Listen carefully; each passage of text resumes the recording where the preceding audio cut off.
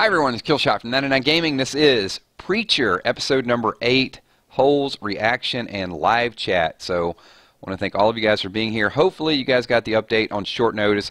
When I initially posted this video, I know I posted 10:30 for the live stream. Went back and took a look at it.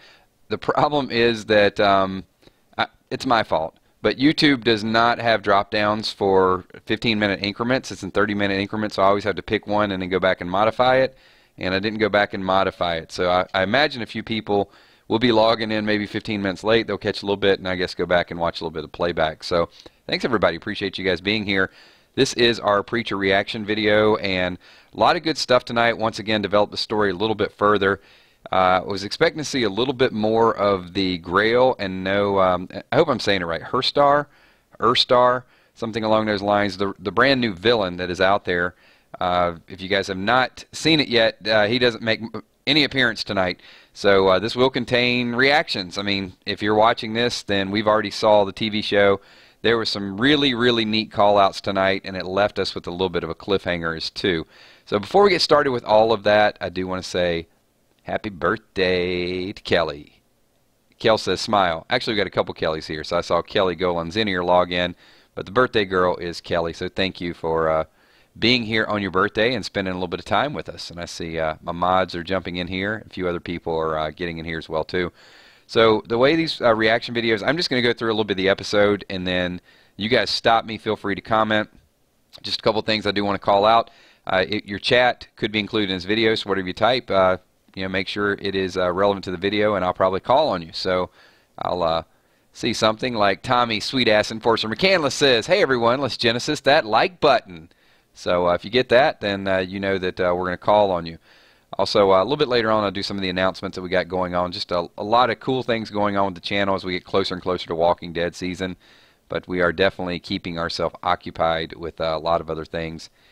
And, well, I'll get to the announcements a little bit later on. You guys just remind me toward the end because there's going to be a schedule change later on. So let's get right into it. I thought it was interesting how Eugene has become the prison tough guy, or the, you know, they kind of make it like a prison courtyard type of scene, even though it's in one of the rooms of hell. Eugene has the Tracy tattoo, so he's buffing up a little bit, not taking anything. And if you guys have noticed, everything about this this hell scene is about not being nice. It's about torturing. So you know, the one guy got his face taped to the TV, and he said, hope no one was going to have to use the restroom or whatever along those lines, and he was using the duct tape for, I guess they use it for toilet paper. So you just see a little bit of how everything is basically just structured on torture. The guy actually was being nice. Was it a bullet or whatever she dropped, and he got taken to the hole for being nice. So you know what the rules are when you're in hell. So, just a couple comments. Let's see your overall reaction, and then I'll get back into a little bit of the play-by-play of what happened. And there were a couple things that just sort of took me back, so you'll see the reaction. Kills, what is with Eugene going to the dark side? You know, I guess he's been there long enough. You know, it's starting to wear on him. That's the only thing that I would say.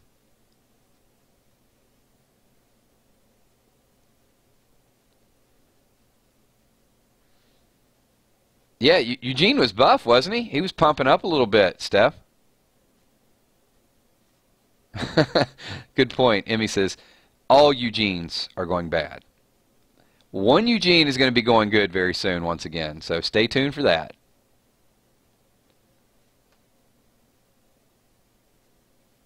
You know, the episode 2 weeks ago, episode 6, that was my favorite. The last two have been pretty good. But yeah, there's a lot of like opposites there.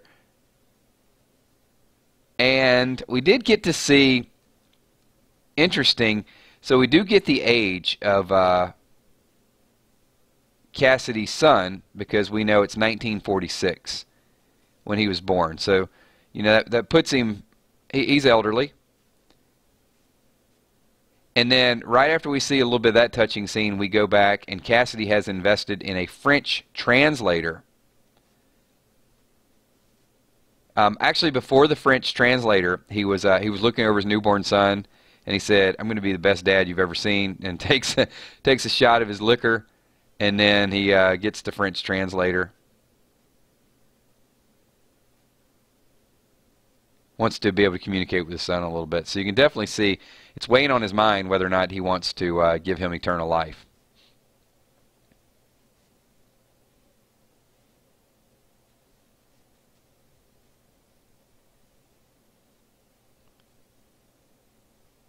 Preacher musical with 90s music. That might be something I'm going to have to invest in. I'll have to look at the playlist and see what the 90s music is. Lindsay's giving it a 9. You know, I'm going to have to sort of sort my thoughts out, go through all of the reaction video, and then I'll give it a number toward the end. I'm not really sure yet.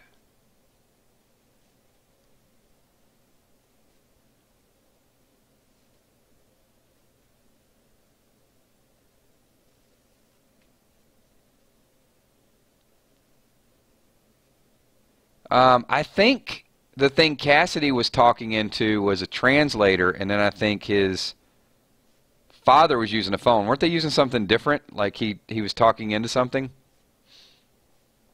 Either way, they finally found a way to communicate.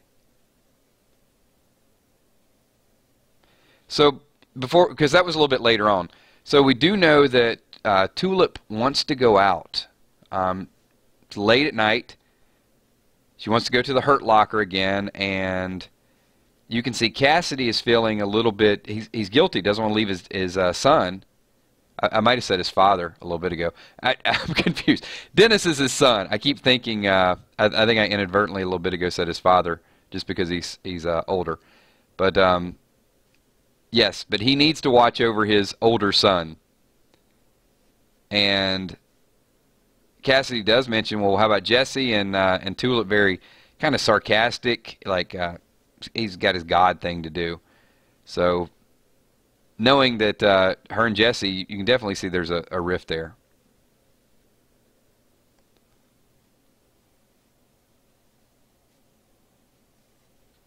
So Pepe says, Denis is so sick that it would be cruel to keep him alive.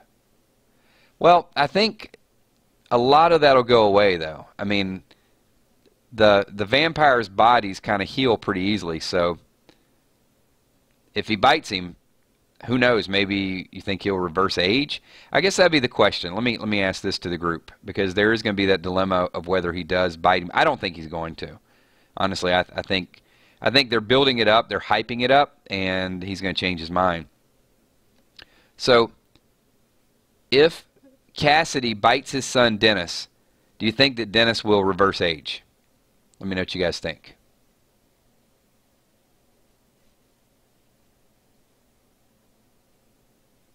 So Northside Queen, written on the CD was Grail Industries. That actually showed up a couple times. It's funny, and you know, as we get to that, Jesse did pray, and he was asking God, you know, God, I know you can't hear me, but God did answer his prayer. So that also leads me to believe that maybe God is still a listener. Maybe God still does have some power, because Jesse thought that he didn't need anything, couldn't find anything, and then all he had to do was look right in front of him, just look on the CD, and he would have gotten what he wanted. And also, while he was sitting down, we saw a commercial on the TVs in the background for Grail Enterprises. And he just keeps missing it.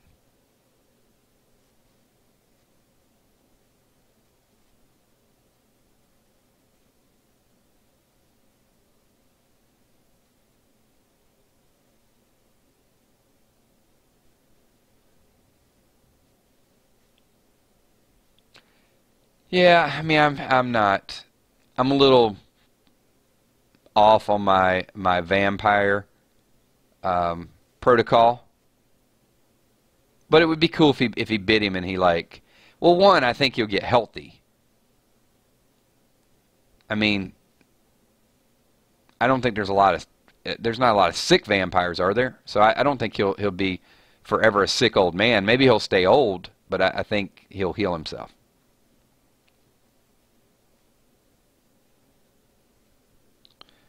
And anyone speak French here? I mean, I know what he was saying because I actually Googled it afterwards. It was, but it's spelled M-O-R-D-S, moi. So mordsoi, I guess, maybe. It's like Southern French. If you went like deep South, I'd say mordis moi, something like that. But no, mordsoi is a bite me, bite me, bite me. I'm going to use that next time. Next time somebody does something to piss me off, I'm just going to walk up and say, mordsoi. You're going to be what? I'm going to say, bite me. All right, we'll use that. Let's move forward. I'm going through some more of my notes. So page 2 of my notes. I thought this was a real climactic part of the TV show. Jesse will not use Genesis to help Denis. And I got mixed feelings about this. Somebody mentioned this in a previous stream and said Jesse is getting a God complex, and there's a couple times that actually pointed out he wants to use the power and he wants to decide, well, you know, he says, I don't think that's what Genesis is for. I hope you understand. And, you know, Cassidy was at a breaking point, like, what can you do to help me out? And even if Jesse could help him, he wasn't willing to.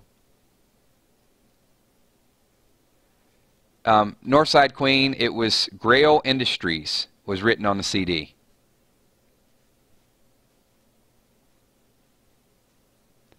That's what I was just discussing, that Jesse actually, he prayed for God to help him out when he was sitting there, and then he walked up to the dork dudes, and then he kind of lost it a little bit and said, you know, hey dude, we couldn't find anything. It was a coffee pot. And he's like, well, can you find God?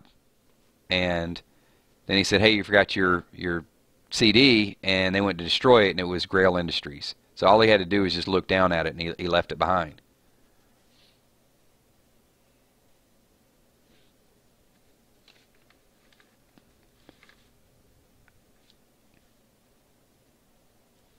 So I do think in a weird sort of way that God is still listening to him. It'll be interesting to see if we can go through and find other cases where God might be sort of leading him.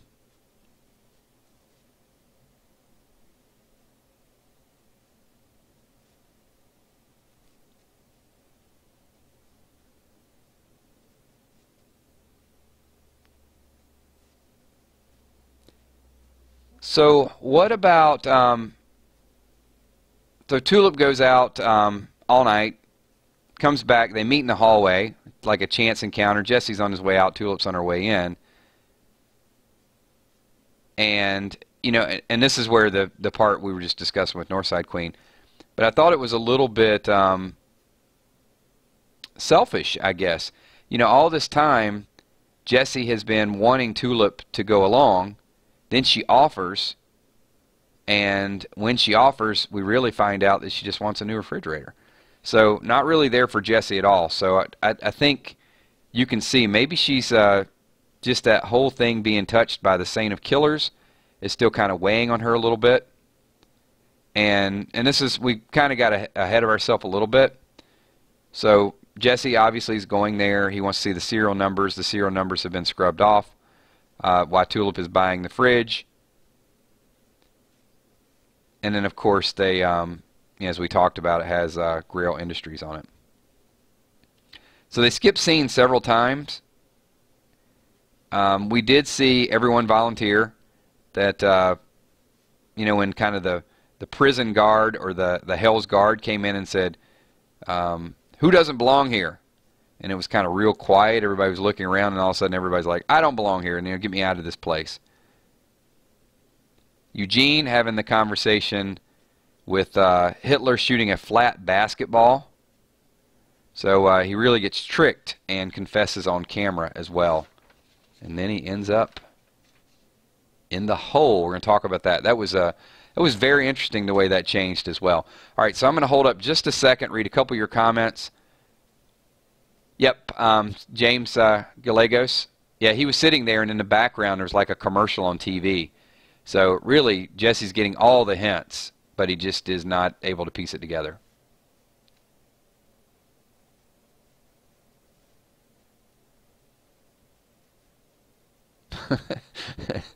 I, I guess I'll take that as a compliment. Derek says I want to go back to the video, but Kill's monotone voice keeps bringing me back. I can switch it up a little bit so it's just not as monotone.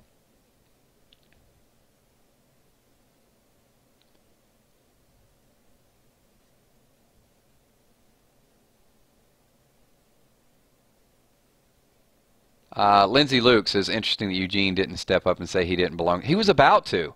You know, he had his hand in his pocket. He was getting ready to raise his hand, and just out of the blue, decided to change his mind. What's up, Six Eyed Sports? I've not seen you in a while. Welcome back, man. Walking Dead Girl, thank you.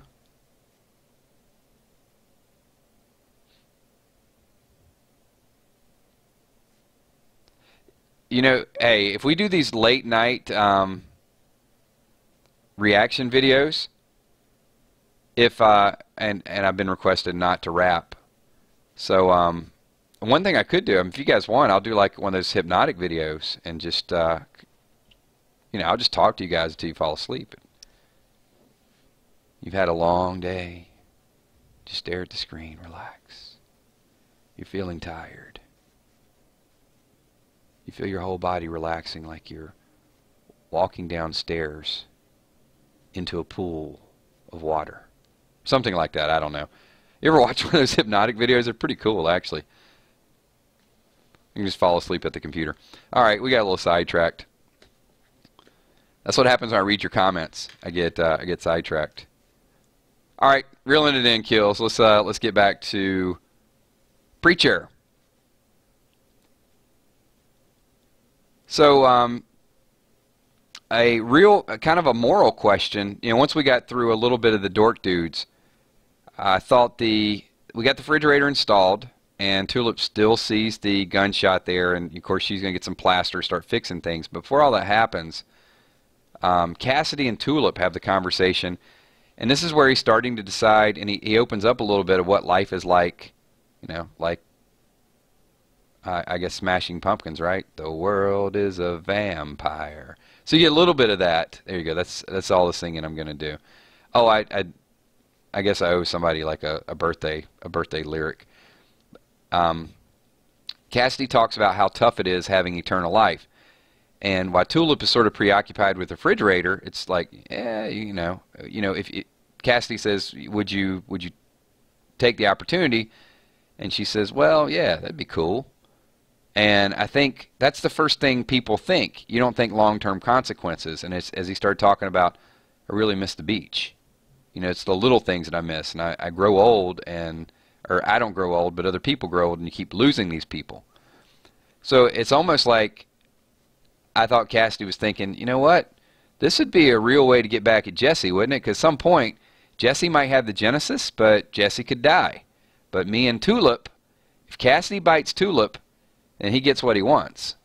He does, James. I agree with that. I think he does. He does love Tulip, and biting her would be the way to go. I think they're going to set that up in the future.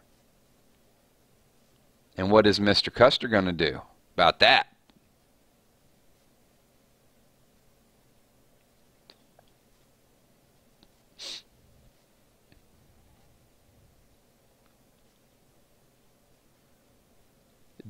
You know, hey, Derek, I will, yeah, we'll put something together. I'll do like a nighttime story for you guys. That's the only thing we haven't touched on yet.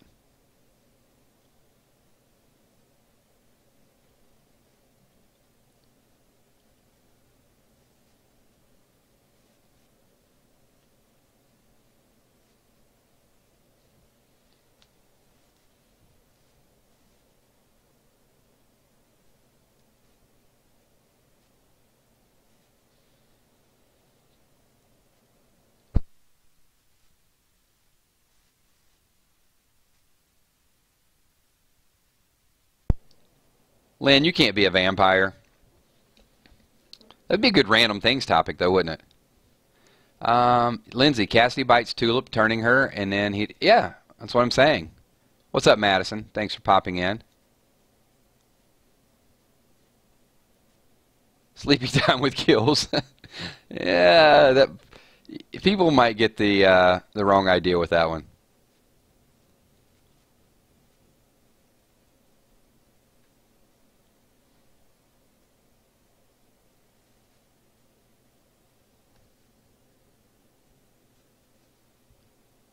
All right, we're having a little delay. I'm just checking through a couple comments. Ah, that would be a crazy plot twist, James. Jesse could team up with the Saint of Killers against Cassidy and Tulip. Yeah, it'd be like a battle royal.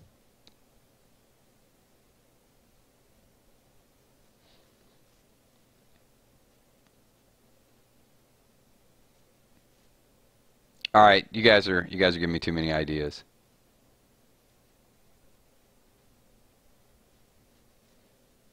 All right, moving back to preacher reactions. People in the playback they're not gonna get the gist of it. So I'll probably end up definitely putting them to sleep. So let's get back to Eugene's. This is not gonna sound right. Let's get back to Eugene's hole. Eugene, I guess Eugene's hole would be his personal hell, or the manhole that he got thrown down into. That didn't sound any better, did it? Let's get back to Eugene's manhole. So anyway, things changed, and you get lured into it because they got you thinking the opposite effect, like, wow, he's really going to get the girl, him and Tracy. You're not mad at me? No, I'm just mad you didn't tell me earlier. And then you find out that his hell is his I don't know what to say it. He's already in hell. His hell hole? Oh, there you go. It's a hell hole. Okay. His hell hole is much worse than his own personal hell because it starts out and it hurts him even more. In his personal hell, he's kind of he's accepting the fact that he's responsible and he deserves to be there. But then they trick him and he's like letting his guard down. He's emotional, and then he realizes he's betrayed once again by the preacher and then shoots himself. So I guess, it's the cliche, right? Just when you thought it couldn't get any worse, it does. He was singing Closing Time.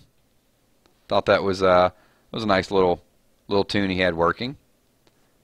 And then our second reference to it, where we talked about the preacher having the God complex, is when Tracy says, I've given myself to God, and then Eugene actually says, the preacher's not God, and she says, well, he is to me. I think that is going to resonate for a little while. And then, of course, when he goes back, Hitler tells him he wants to help him escape hell. Very, very interesting stuff there.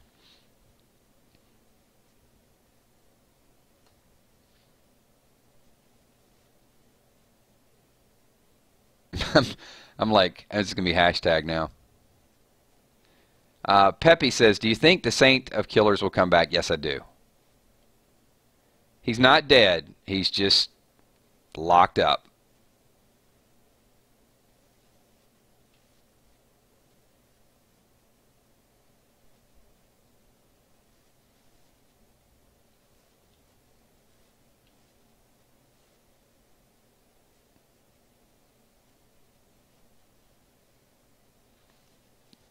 All right, let's see what other comments you guys got.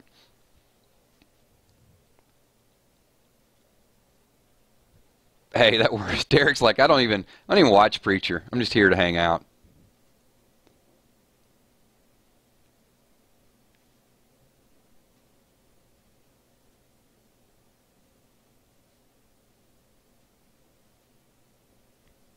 If people are watching the playback, let me also just preface some of the comments by saying, they're going to hear some of the references. This is Preacher, and these are the characters on the show, so it's even a little awkward, like referencing a character like the Hitler character, but we're not some random group that's gathering and talking about a bunch of controversial topics. We're actually recapping the show. This is Preacher Reactions.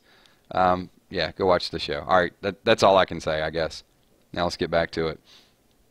You got to be very politically correct these days.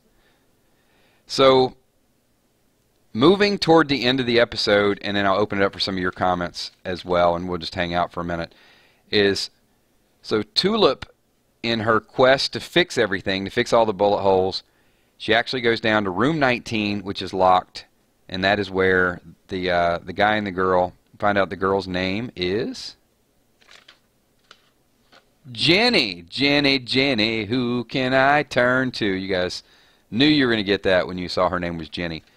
So Tulip wants to become buddies with her. Tulip's doing her normal snooping around. You got Boo Berry, you know what's going on. There's a gun over there. And then just kind of, what does she say? She says, hey, you ever been shot in the chest wearing a bulletproof vest? You want to go do it sometime? So Tulip is actually becoming friends, ironically enough, with the group that is monitoring Jesse that wants to kill Jesse. So I guess we could have said Jesse as a friend too, right? So, and at the very end, we got Cassidy doing a Irish chant. Looks like he's getting ready to go in vampire mode and bite Denis to give him everlasting life. And that's the end of the episode. So that's kind of where they leave it, as a little bit of a cliffhanger. And I would say, I was about to say, and that's intentional. Duh. I mean, all cliffhangers are intentional. But I get a feeling they're leading us to believe that he's going to bite Denis. I don't see Denis being around the show for a long period of time. Something's going to happen. He's going to change his mind, or something is going to stop him. Maybe even his brother. Is that his brother he's talking to on the phone? He's Seamus, I think. I missed a little bit of that, but I do think that's what it is. So that is the entire reaction. That is the recap. So we're getting close to 30 minutes. We got another 4 minutes or so. I'm just going to open it up. General comments. If you guys want to be included in this video, just leave a thought, leave a comment. I'm going to read a few of them, and we will wind this thing down in the next couple minutes. So I was hyped up about it. Real quick, as you do that, I'm going to give it a 8.5. I don't think it was very. I'm not going to say I don't think it was very good. I don't think it was great. It was good. It was back to, you know, to me, episode 3, 4, somewhere in that range. 2 weeks ago, 6 was the best episode I've seen, one of the best episodes I've ever seen of a show. It was that good. The last couple weeks, it's been good. So I'm not gonna give it a 9.5 or anything. I'm still rating the series pretty high. So, what's up, Michelle? Thanks for stopping in. Michelle, just a quick question. Were your folks like watching the drunk chat we did the other night with the singing lyrics? Just kind of curious. I'm just wondering how much of an audience was there, because yeah, there was just a lot of lyrics and singing stuff going on. I think I remember you saying you were out with your parents and you were checking the phone and doing some of the lyrical participation.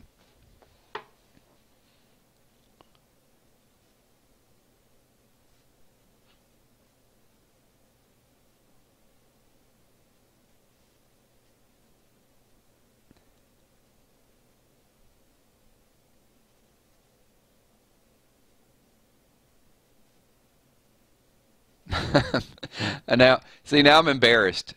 It was pretty bad. She's probably like, hey, check this out. Mom, Dad, you want to see what a drunk YouTuber does on a Saturday night? So, yeah. Thanks, Rusty. Appreciate you being here.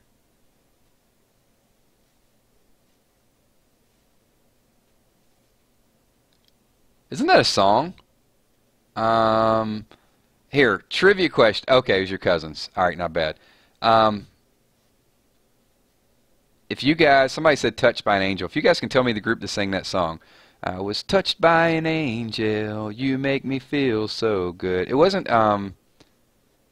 Ace of Base, but it was one of those groups like that. Who sang that? Don't Google it either. I know Kelly knows it. Kelly, who sang that song? It's gonna drive me crazy. And then we'll get back to the ending of this.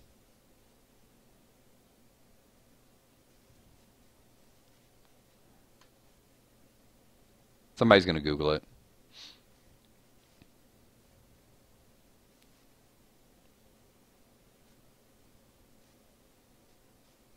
I know it wasn't Ace of Base. I don't think it was, but it was one of those Ace of Base type of groups. A couple girls, couple guys. No, it wasn't. Nope. You guys are all missing on this one. I'll know it when I see it. Not Roxette, not Scorpions. Come on, James, ain't the Scorpions. Not the Thompson Twins. Thompson Twins would be, hold me now in your loving arms, hold my... Yeah, that's Thompson Twins. Not BTS, not AHA. AHA is like, take on me. No, the lyrics go something like this. It's like, I was touched by an angel, you make me feel so good. I was touched by an angel. It's like a Ace of Base type. Man, don't make me look it up.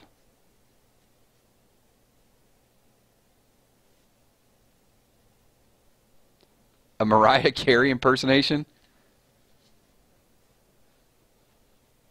Hold on, I'm gonna be right back because once you guys hear the song, you'll know it.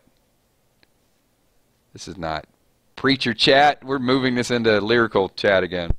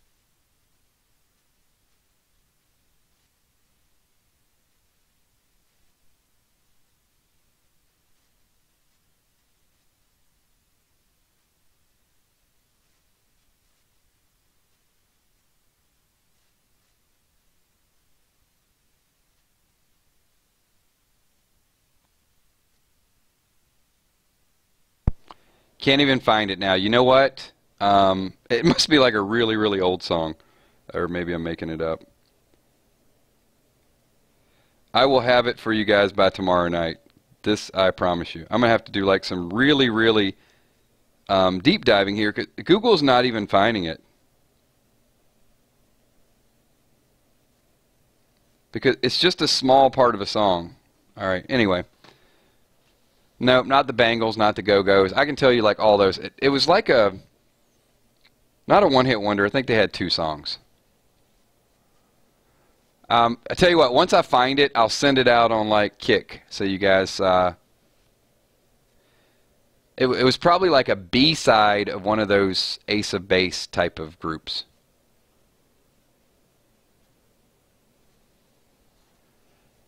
And you know it's got to be like really out there if I don't even know it. I can't really sing it because it's the girl's part. I just know that's a little bit the tone to it. It goes kind of, I was touched by an angel. You make me feel so good. Touched by an angel. And it's not a real popular song. And that's why, for some reason, Ace of Base is sticking in my head.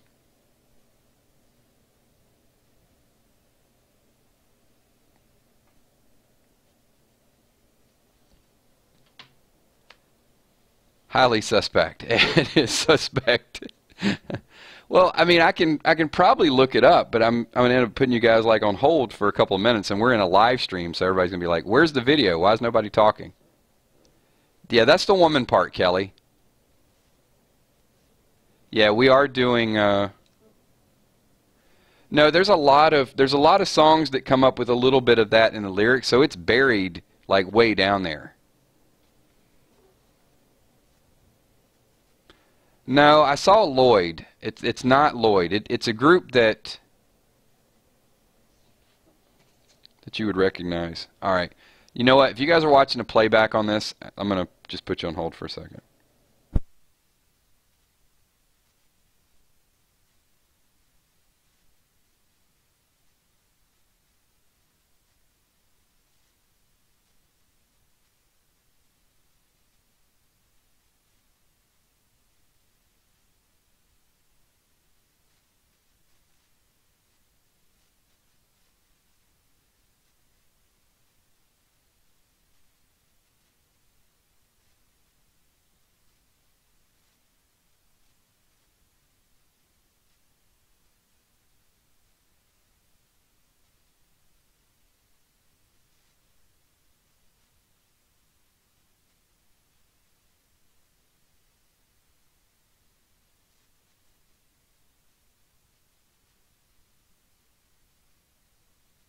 All right, the group is called Real McCoy.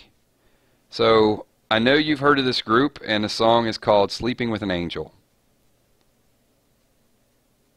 Sorry, I didn't get all the lyrics right.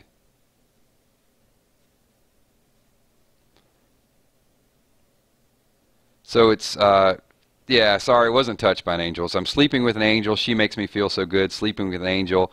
I didn't know I could, but I've done so many wrongs.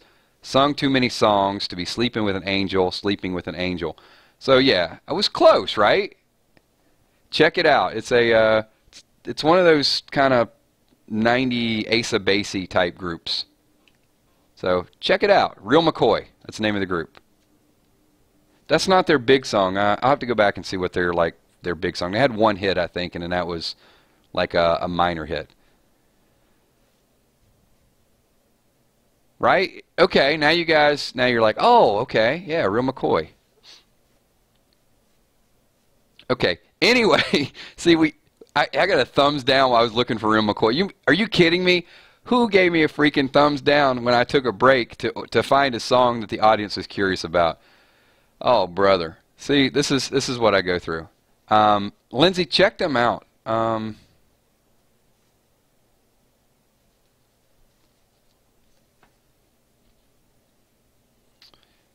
right. So, okay, let's find.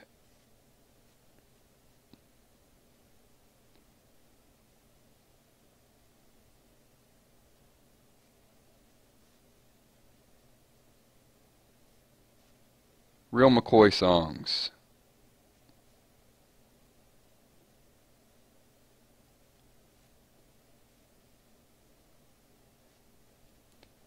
Another Night. That was their big song. Yeah, Another Night was like their kind of like their disco techno type of song.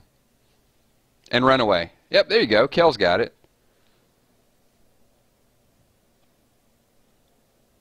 Now, you know what? We just made iTunes some money because a couple of people don't have that in their playlist. Now they're going to check it out. All right, everybody. Look, this is Preacher, and we got into song lyrics and a whole bunch of other stuff. That's what happens when you go live. We're going to wind this thing down. So go check out Real McCoy. I have no vested interest in that. Michelle Yang, you'll probably like that. It's kind of BTS, dancey, GOT7 type of swing jazz stuff you got going on. So yeah, give it a shot. Thanks everybody. Appreciate you being here. Slap that like button. Let me give a few shout outs and we'll wind this thing down. Thanks for watching our Preacher reaction. Tomorrow night we got Random Things. This video became Random Things. So I'm sure there'll be some musical stuff included in that tomorrow at 9 o'clock. I did mention there may be a change. I'm not sure if the top 9 is going to happen this week. I really want to do it, but more than likely I'm going to be at the beach for a few days, so you guys might get some more beach pics. So there's going to be an infinity pool and a whole bunch of cool stuff there. But I'm going to be a little pressed for time this week, so it's likely that we will do the stream tomorrow.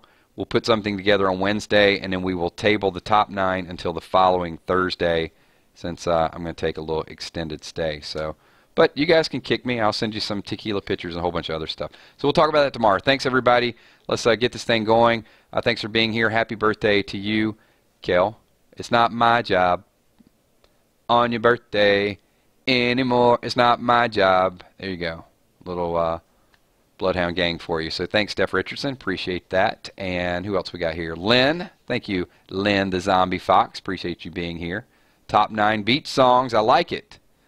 That could be something. We'd have to do that really random. Derek Campbell.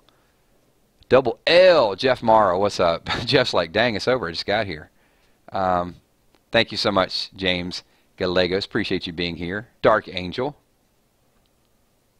Emmy Desiree Bacon, thank you for being here. We got way off track, Emmy. Jamie Taylor, appreciate you being here. Walking Dead Girl is like a popsicle on a hot summer day. Thank you, Walking Dead Girl. Derek, I could probably read you some Dr. Seuss. AJ Jepson, Kelly Golan-Zinnier, Lemonhead, what's going on?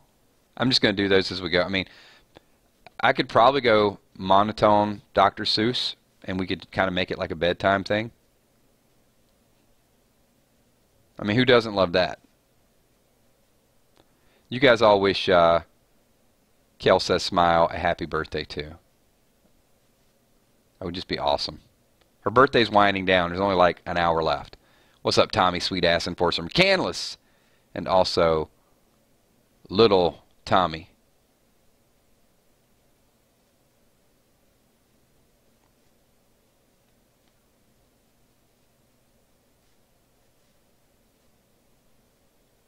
Who else we got in the house? Derek, I don't think I could piece together a bedtime story. I mean, I could have went to, the Beastie Boys, like Paul Revere. I mean, that's like, I mean, if you want to hear a little bit of that on the way out, but that'd be more like random things. People are looking for preacher reactions. Okay, but I'm not allowed to rap. James says I couldn't rap, but I just would say like, now, here's a little story I got to tell about three bad brothers you know so well. It started way back in history. Would add Rock MCA and me, Mike D. He had a little horsey named Paul Revere. Me and my horsey and a quart of beer. Riding across the land, kicking up sand, share posses on my tail because I'm in demand. There you go, Derek Campbell. There is your birthday story. Just a little Paul Revere for, I'm sorry, bedtime. It's a bedtime story and a birthday shout out, so it's a birthday story. All right, I'm so tired, everybody. Let me wind this thing down. If I missed you for a shout out, just leave it in the comments and we'll get everybody caught up. We've gotten the stream way, way off course, but that's okay. I'll see you all tomorrow night at 9 o'clock. Peace, everybody.